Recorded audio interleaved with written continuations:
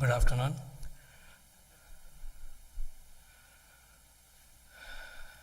I would like to welcome back all of you after the lunch, and now I hope you're in a good mood to listen to the remaining lectures.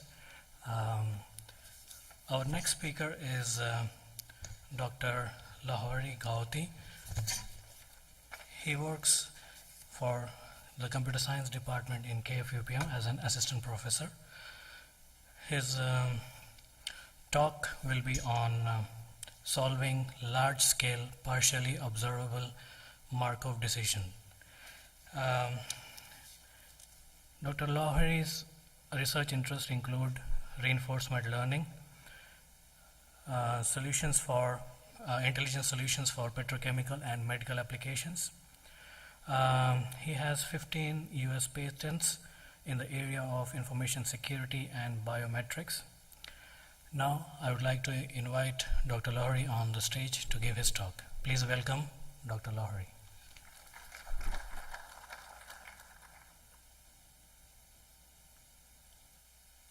Thank you very much, Dr. Abdul Bashar. Hello, everyone. Good afternoon. Assalamu alaikum. Well, my talk is about some applications of intelligent approaches for solving real-world problems. So before that, I got comment in the previous presentation when someone was asking about capturing the skills and the knowledge and expertise of human experts. If you want to embed the human expertise into your software solutions, so what should be the approach? So basically, I have presented a video demo by my student. He's a very lousy game player. So I gave him assignments to control a helicopter. So we are running a simulator at KFUPM, and this is a helicopter. We are trying to look at the main challenges that a pilot of a helicopter is facing when he's having a slung load attached to the helicopter, and he's in, let's say, in emergency area where he has to present some emergency support and services, and he makes sure that the load doesn't get shaky, and it may cause the helicopter to crash or to lose the load.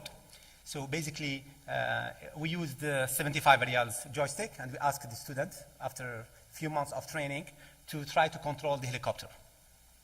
So as you can see in the video, will take long, and we are trying to record this kind of data. So while it's playing and you enjoy watching it, let me tell you about the problem of when there is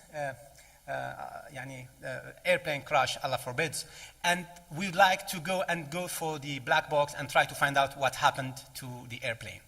The approach we are taking in this research is not to just find the few minutes before the crash or 50 seconds before the crash, but we would like to know exactly what is the maneuver, the first ever maneuver that the pilot or the co-pilot has made to get into a trajectory of a crash.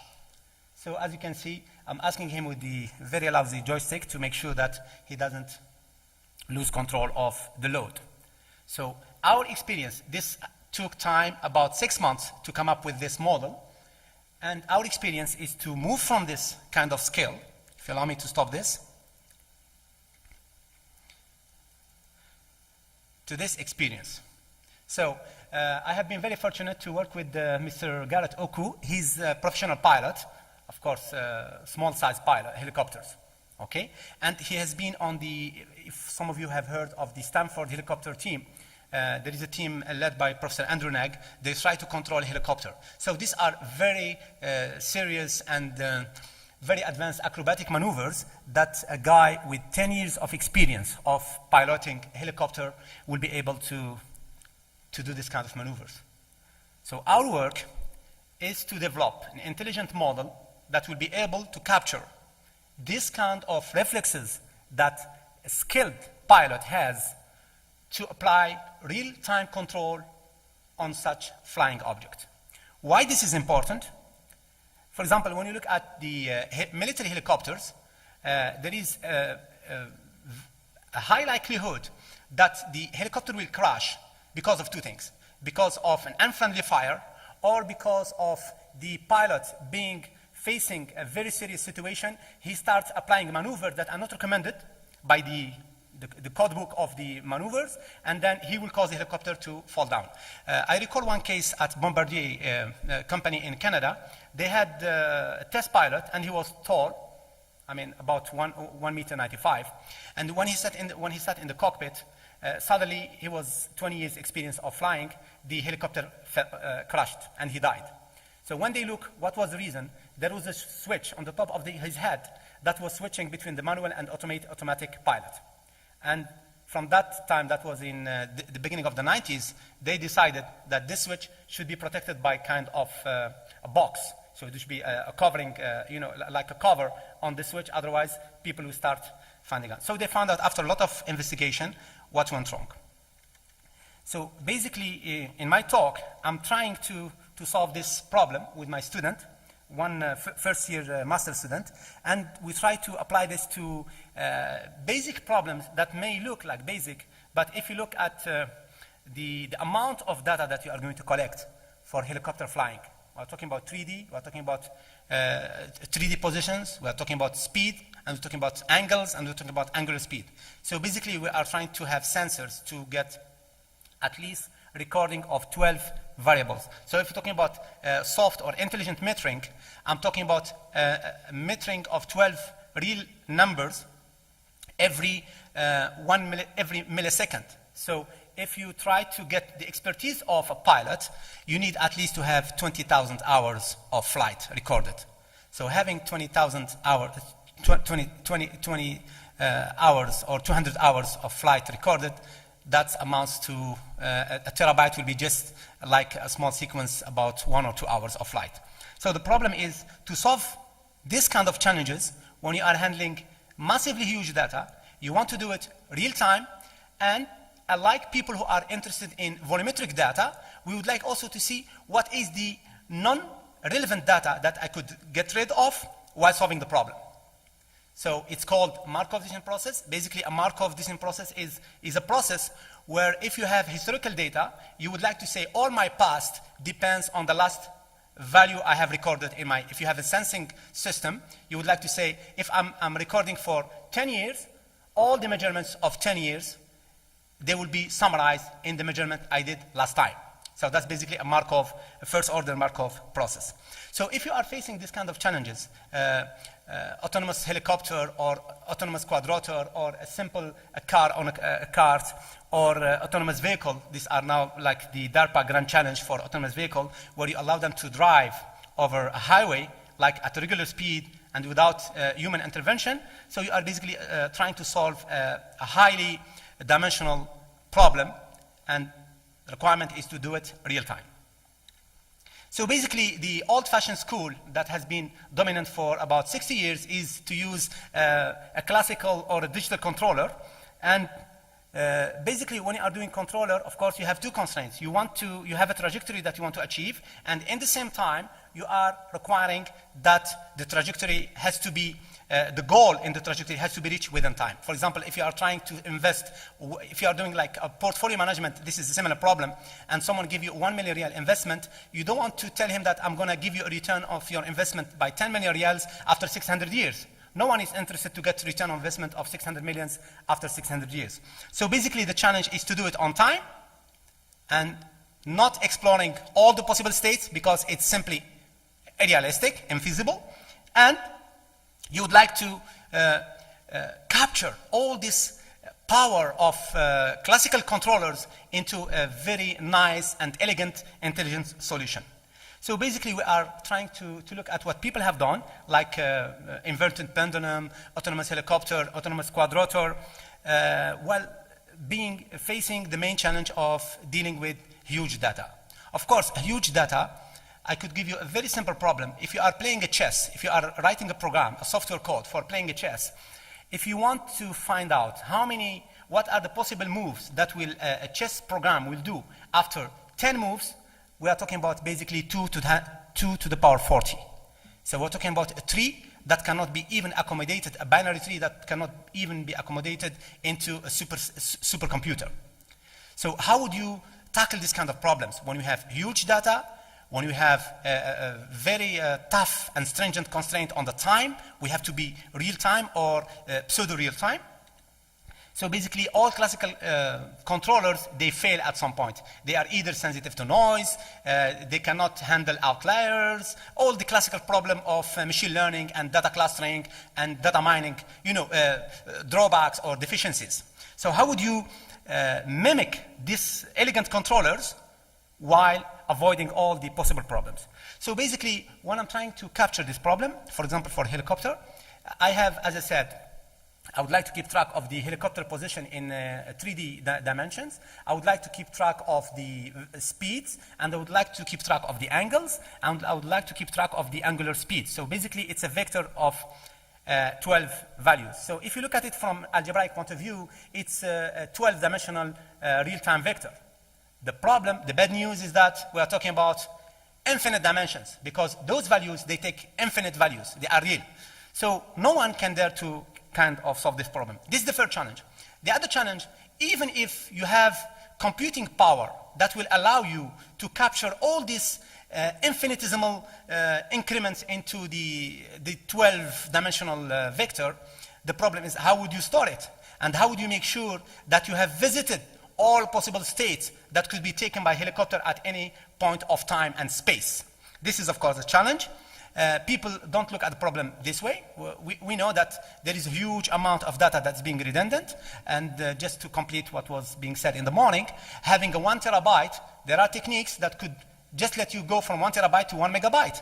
Maybe you have like the most dominant information is in 1% or even less. When you do, for example, like a principal component analysis or independent component analysis, it will reveal how beautiful is the data in another feature space or another dimension that you do transformation, and then you stop. Then, if you end up in high dimensional space, then really you're talking about volumetric data. So capturing all these skills or this analytics for data is not a simple problem. So we started simulating because we don't want to claim something that we can do better than classical controllers if we're not able to reproduce those controllers. And good news, we have very powerful open source tools. There is one tool called Scikit for people interested in data mining and machine learning. It's a 100% Python platform. It's amazing what you can have in this tool. So we start programming all this kind of. So I'm just touching upon one problem, helicopter hovering. I want to maintain the helicopter at specific angular and XYZ coordinate position while maintaining the load. Because we know that those shaky maneuvers, if we get more increase in wind direction or speed or change of the wind direction, it might lead to problems. So we started implementing all kinds of classical controllers, and whenever we are facing a problem, we just run away to a control guy and tell him, how can you solve this? So he said, for example, for a linear quadratic regulator, you need to have these fancy matrices, A and B's. So he said, how do we do them? He said, these are design matrices. So design matrices means you have to go in the field, do some measurements, and come up with nice parameters for these two-dimensional arrays. We did that, and then what happened? We start generating with our simulator different situations, different scenarios. We were increasing the wind. We were changing the wind direction. And the controller was starting into problems because this is fine-tuned, like hard-coded to a specific set of initial conditions. And the same thing, it takes some time to stabilize. And as you can see, it's stabilizing. That means it's reaching the position that we want to solve. And then we start getting more we're becoming more realistic. So how can we also achieve this by assigning specific trajectory?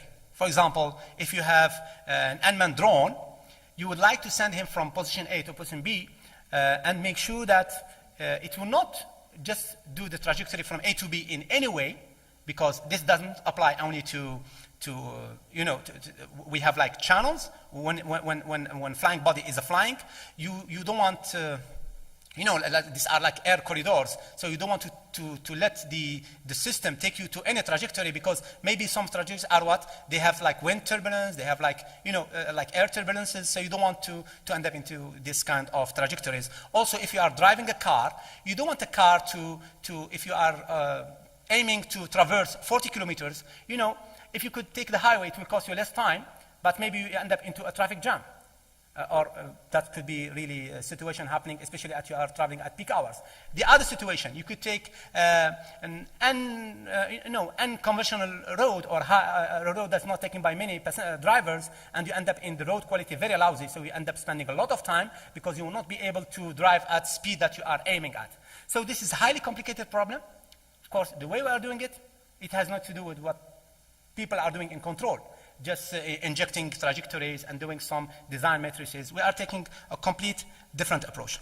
So our approach, when we are learning from the regular control, is very simple. We would like to do some kind of learning. And one of the most sophisticated learning approaches is called reinforcement learning.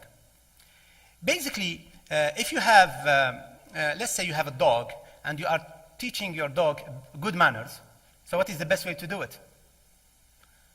Some people will be smart enough, bring a trainer, right? So you could be your own trainer of your own dog. How would you do that? Whenever you find a good behavior from the dog, there is nothing in the brain of the dog that says this is good behavior. So what is the thing that tells the dog that he did good? Your reaction. Good dog. Or you feed him with some, treats, right? So how would you do this when you are solving an intelligent problem? How would you tell the machine or the learning model, you are doing good, good dog. You can tell him, good dog. So he starts moving. Or when he's not behaving, you take the bone or you say, bad dog. So this is called reinforcement learning. And of course, animals are very good at it, and human beings are also good at it. Now recently, that was about very recently, about 6 months ago, maybe you heard about Google revealing their own intelligent learning lab in the US. And that was working secretly for 2 years, because what they're trying to do, they're trying to collect as much as possible of video YouTubes. And finally, this system, which is called a deep learner, was able to recognize cats in the videos. So that was a big achievement, right? Another team in Berkeley, they spent like $400,000 to program a robot with the same technique, and the robot was able, after being purchased for $400,000, it's like a mini supercomputer standing on two feet, and then it was able to fold, after 2 years, a towel. So spending $400,000 to do that, of course, is not that interesting, but look at the other problems. When you have a nuclear plant problem, when you have a very hazardous environment, and you would like to send a robot where at the same situation, if you send a human being, the life will be costing. You remember last time in this nuclear problem in Japan, many people technicians refused to go inside because of the nuclear hazard that could be, and they had big troubles to find, even the Honda or the Honda robot, if you know about it, that to send it there and to do. So this could be costly. This could be costly. The same thing, on another picture, we are trying to, for example, using reinforcement learning, I have developed with 2 undergraduate students, we have developed a robot that talks to autistic kids. An autistic child is not good at interacting with, let's say, non-autistic persons. So, they have their own word, their own thinking. So we were able to develop some Python applications that will interact with the autistic child, and of course the response is really very high from the autistic with the robot. So it talks to him in Arabic, it has an Arabic language understanding, and it's all based on this reinforcement learning, because you have no teacher. The problem is that you have no teacher. So basically, in a glimpse, this is what's meaning of reinforcement learning. We have classical learning, supervised learning, and supervised learning. This is where you have someone telling you are doing good. But here, nothing is telling you that you are doing good. For example, if you are driving a vehicle, the only thing that tells you are doing good, you are driving fast, and you are not consuming a lot of fuel. When you send a robot to Mars, you want to make sure that he will consume as little as possible of fuel, or consuming the battery if it's battery powered, or because of the life expectancy. You want him to consume the battery, or you want him to consume the fuel to achieve this at the same time the mission objectives. So this is Markov property. Markov says if you are trying to learn something, you don't have to store